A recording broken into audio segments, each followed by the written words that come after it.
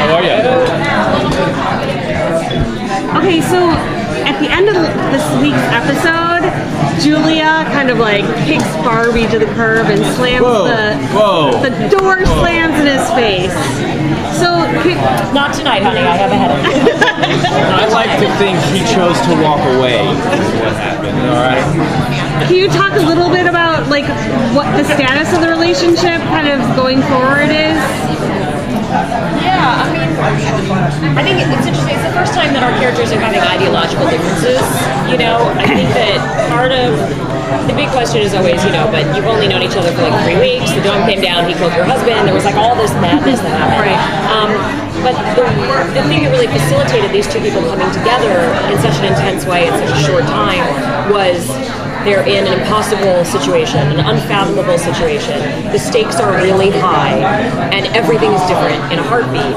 And they found each other having a common goal, that they want the best for people. They have a sort of common view of how they think that we should survive. And this is the first time they've ever had a conversation about anything where that was different. Where they potentially disagreed on what the next step was.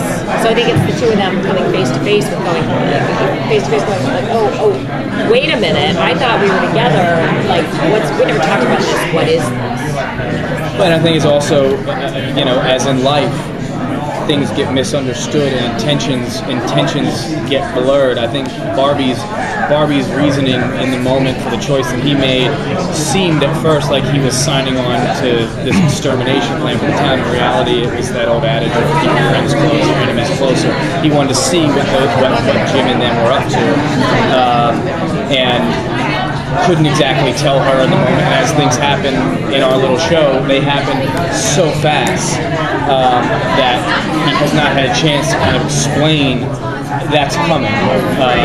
Has not had a chance to explain those intentions yet, so it's caused that. Can you tease a little bit about the clip that we saw where Barbie's going down the cavern and obviously working together again, but like how that situation comes about or whatever you can kind of where are we? I mean, yeah. The reality is it's a Stephen King show and people go.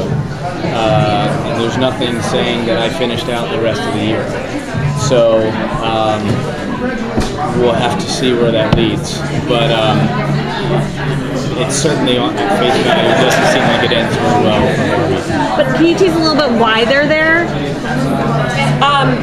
Well, in terms of the show, there is, Joe finds an anomaly in the dome and is able to get an email and goes to the school, and then there's they essentially find a portal. They find these tunnels that look like they might go somewhere else, and Barbie's the first guy to put himself forward for he's like the first guy to volunteer for the mission. Where does this go? And so he's essentially going off to explore the unknown.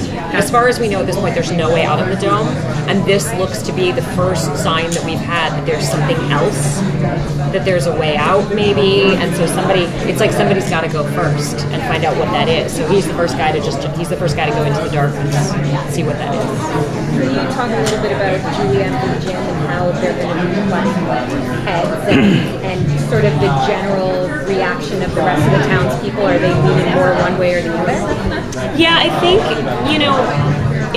it's one of those situations where, well, firstly, I think the Big Jim Julia, the difference there is about, Big Jim really craves power and thinks that he's been born to it and is entitled, and that makes him a terrible leader, as it does in real life.